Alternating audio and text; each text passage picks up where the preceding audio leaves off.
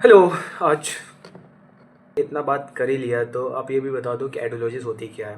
तो मैं तो कोई फ़िलासफ़र वगैरह या मैं कोई हिस्टोरियन या समझ रहे हो वो नहीं हूँ जो मैं आपको इसकी डेफिनेशन बताऊँ, लेकिन सिंपल वर्ड में आप ये समझो कि आप क्या डिसाइड करते हो internally, like in your mind. आप क्या सोचते हो, आप किस तरीके का डिसीज़न लेते हो, वो आप अपने से नहीं करते हो। आप जिस आइडियोलॉजीज़ को फॉलो करते हो, आप बेसिकली यू और just following A system which is based on ideology.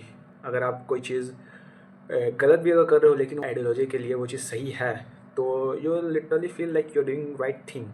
तो आप क्या करोगे, उस चीज़ को जस्टिफाई करोगे, ये उस इंसान की गलती है जिसके पास जॉब नहीं है, और एक्सेट्रा एक्सेट्रा आप उस चीज़ को जस्टिफाई करोगे। कोई इंसान मर रहा है, आप उस वहाँ पे बोलोगे कि अरे यार ये सही मर रहा है। वहाँ पे भी होगी लेकिन नॉट दैट मच, वहाँ पे भी थोड़ी बहुत आएगी लेकिन उतना नहीं आएगी। तो आप सिंपल से ये समझो कि ideology is like your internal operating system. समझ रहे हो, जैसे कि आप फ़ोन चला रहे हो, फ़ोन में आप क्या कर रहे हो या नहीं कर रहे हो वो कैसे बेस्ड, मतलब अगर आप iOS यूज़ कर रहे हो तो आप किस तरीके का ऐप यूज़ करोगे, या कौन सा ऐप पेड है, या आप कोई मॉडेड ऐप यूज़ कर सकते हो नहीं कर सकते हो, वो किस पे डिपेंड करता है। ऑपरेटिंग सिस्टम पे, जैसे कि एंड्रॉयड वो चीज़ को अलाउ करता है लेकिन iOS वो चीज़ को अलाउ नहीं करता।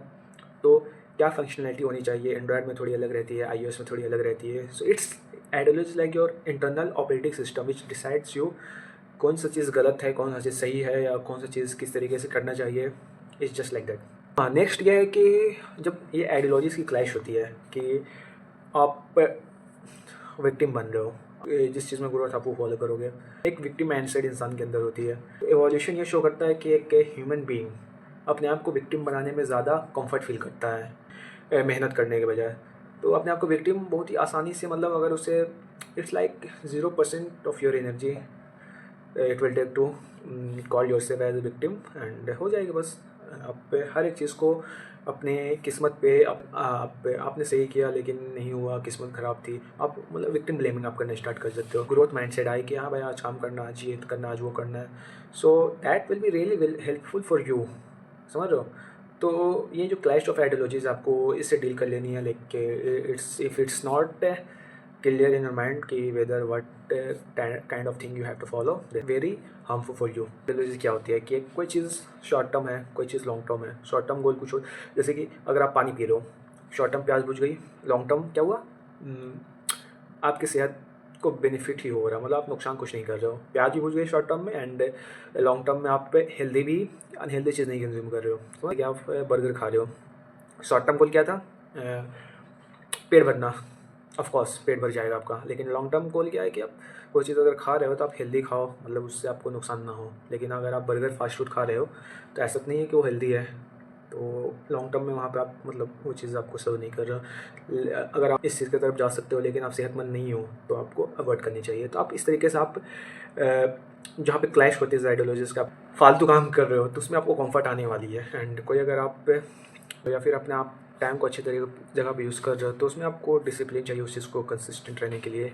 Just like me, I uploaded like 30 vlog in 30 day, not 30 like 28 vlog in 30 days। so it's like it takes a lot of consistency and discipline to being consistent for that long time।